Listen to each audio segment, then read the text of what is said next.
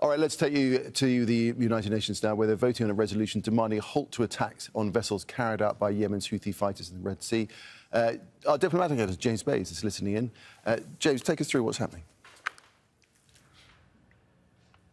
Well, you can see the French ambassador, Nicolas de Rivière. He's the current president of the Security Council, presiding over the Security Council right now, which are soon going to vote on this. This is the draft resolution put forward by the US condemning the Houthis. Russia, though, has made amendments, and Russia wants the people to support those amendments. That's why the Russian ambassador is speaking right now. Let's listen in very briefly to him. Situation in the Red Sea. Bear in mind that many countries significantly depend on the delivery of basic goods on routes that go through the Red Sea. We on many occasions have condemned the attacks on civilian vessels and other activities that threaten the freedom and security of navigation, as well as the lives and health of crews on board the ships. We warned about further risks of regional escalation as a result of these steps, and we called for respect for the principles of security of navigation.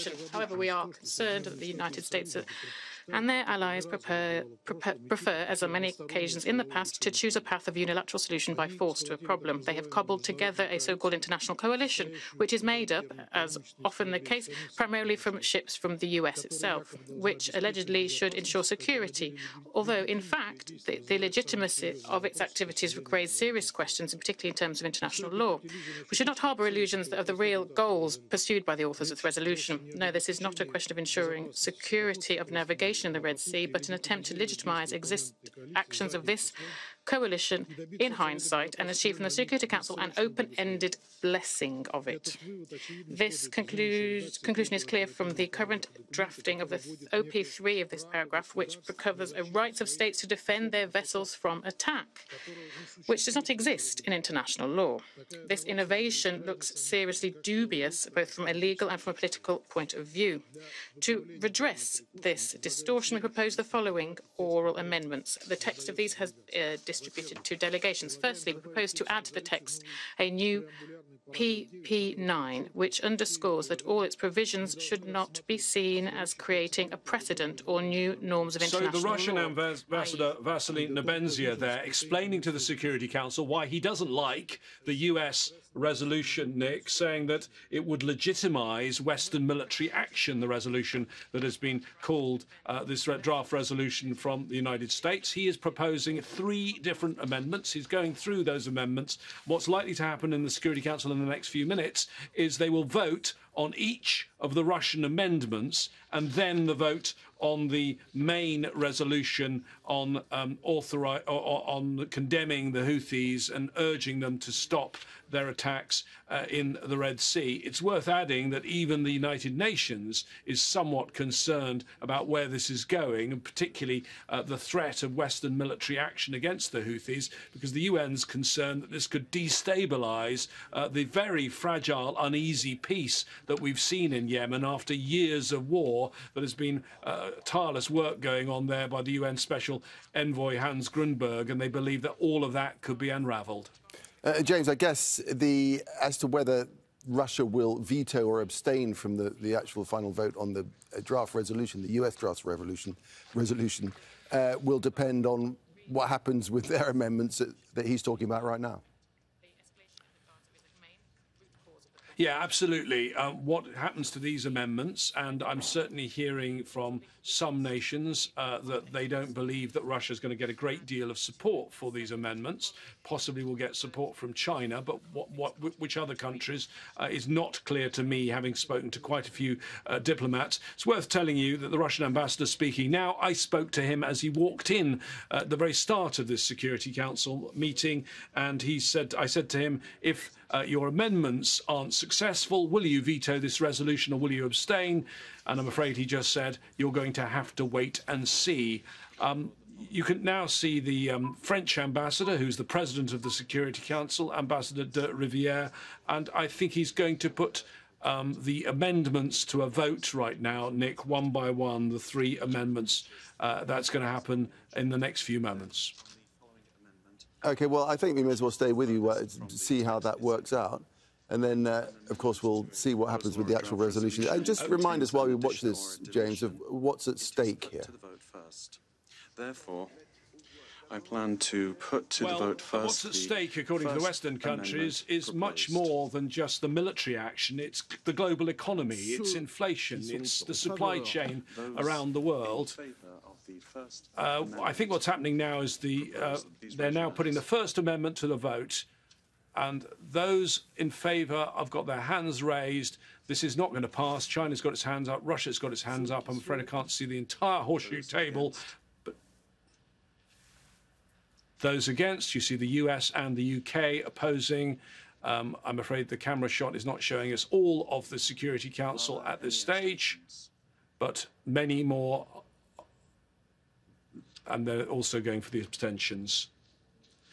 It looks like the First Amendment has not passed, and I suspect we're going to see a similar picture with the other amendments. Let's listen to the results. The result of the vote is as follows: 4 votes in favour, 2 votes against, and 9 abstentions. The amendment is therefore rejected.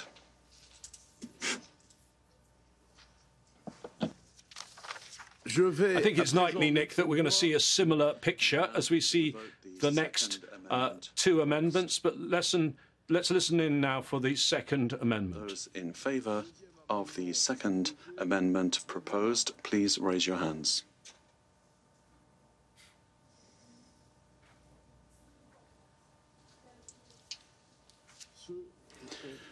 Those against?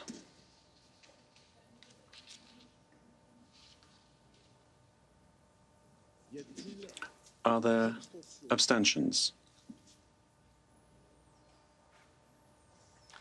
So pretty much the same picture, in fact, exactly the same picture with the Second Amendment as with the First Amendment. A reminder, these are amendments put forward by Russia to a US resolution which is condemning the Houthis for their attacks that have taken place in the Red Sea. The most serious of those attacks took place on Tuesday.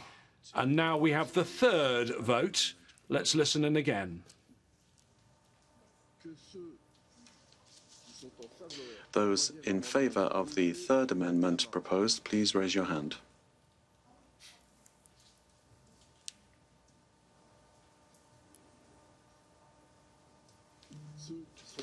Those against?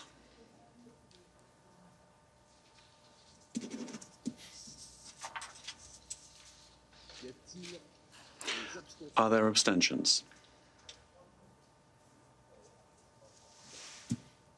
So exactly the same picture there, Nick, that we have, and the Russian ambassador looking rather glumly because all of his amendments have failed, which means that now they can move on to the vote on the main resolution. This is the resolution that the US is proposed to condemn the Houthis, to urge them to stop their military action in the Red Sea. But before the vote, there are apparently going to be some council members going to speak, and here is the US ambassador speaking now. President, and Happy New Year to colleagues, as this is my first meeting of the year. Colleagues, we voted against all 3 of Russia's amendments, which were put forward, we believe, in bad faith at the last minute, and as is often the case, were divorced from reality. We voted against Russia's amendment that falsely suggests that the conflict in Gaza is the cause of the Houthis' brazenly opportunistic attacks. The Houthis are simply intoxicated with power.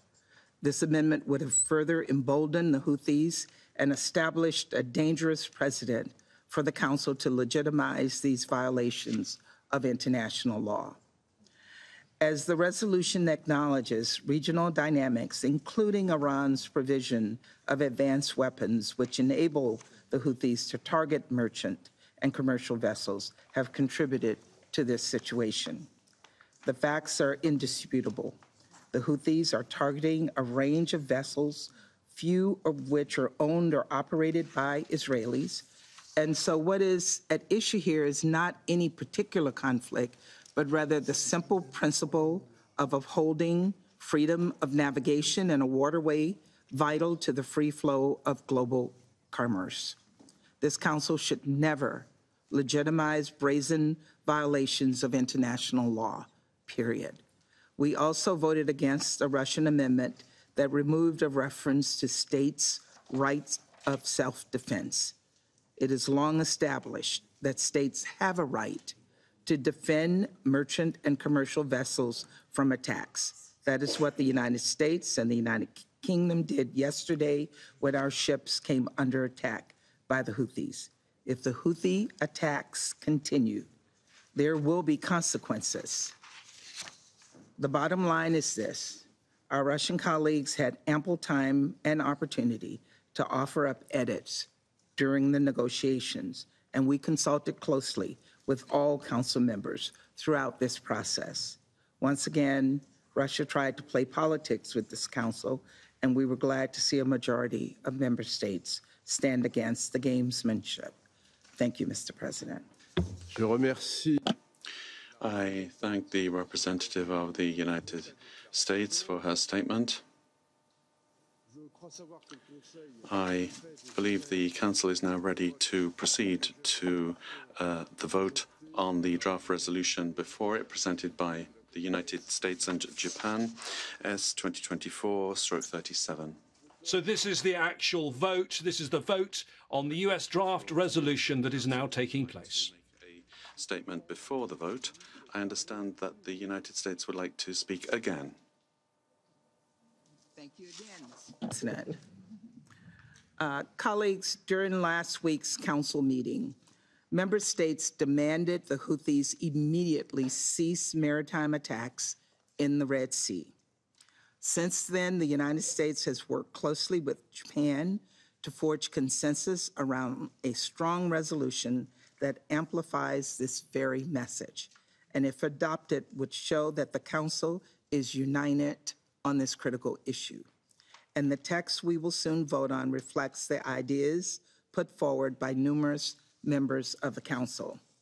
The resolution unequivocally demands the Houthis cease their brazen attacks, which violate international law. It underscores the Council's support for navigational rights and freedoms of vessels of all states in the Red Sea, including for merchant and commercial vessels transiting the Bab el-Mandab in accordance with international law. And it makes clear that the transit passage of merchants and commercial vessels through the Red Sea must not be impeded.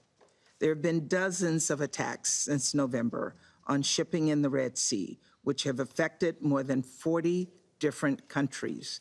The Houthis have also taken more than 25 hostages from ships they've seized this fall. And less than 24 hours ago, in their most complex attacks against numerous vessels in the Red Sea yet, the Houthis once again attempted to interfere with safe transit. And so it is clear the Council must speak now with a unified voice and adopt this resolution. Repeated Houthi attacks on international shipping are a security threat. They are an economic threat, increasing the prices people pay for food, medicine, and energy. And as the resolution before us emphasizes, they are a humanitarian threat, undermining the ability of the international community to deliver assistance to more than 21 million Yemeni people in need.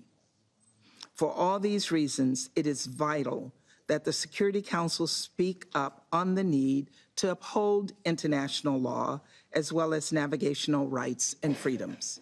Now, even as we continue to demand that the Houthis stop these attacks, we also must not overlook the fact that Iran has long enabled Houthi attacks. Without Iranian support, the Houthis would struggle to effectively track and strike commercial vessels navigating shipping lanes through the Red Sea and the Gulf of Aden. Specifically, Iran has transferred advanced weapons systems to the Houthis, including unmanned aerial systems, land attack cruise missiles, and ballistic missiles used in attacks against maritime vessels. Let me be 100% clear here. the provision of arms and related material of all types to the Houthis is a violation of Resolution 2216. And adopting this resolution today will reaffirm that all member states, including Iran, must adhere to their obligations. Colleagues, the threat to navigational rights and freedoms in the Red Sea is a global challenge that necessitates a global response. The basic principle of freedom of navigation is at stake, and the Houthis and anyone who enables them need to hear a clear message from this Council. These attacks must stop. Let us fulfill our responsibility as Council members to deter these threats by unanimously adopting this timely resolution. Thank you, Mr. President. Je remercie. I thank the representative of the United States for her statement. I will now put the draft resolution to the vote. Those in favour of the draft resolution published under S/2024/37, please raise your hand.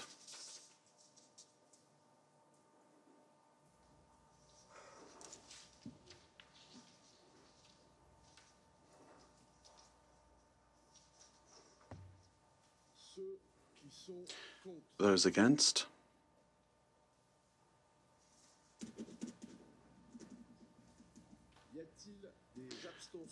Are there abstentions? Russia has abstained to this resolution, and so has China, and so has Algeria. They were not happy, clearly, but they did not. The Chinese and Russians used their veto. 11 votes in favour, 0 votes against, and 4 abstentions. The draft resolution is adopted as Resolution 2722. So that means, Nick, that resolution put forward by the US condemning the Houthis, that is now an official resolution of the UN Security Council. Russia tried to challenge it with its amendments. Those amendments did not pass, and the Russians, though, and the Chinese, they had the power of veto if they wanted. They decided not to block this resolution, which now becomes binding international law. All right, James, thanks for that. So the UN Security Council passing the resolution demanding a halt to attacks on vessels carried out by Yemen's Houthi fighters in the Red Sea. James Bays, our diplomatic editor, guiding us through that. Thanks a lot, James.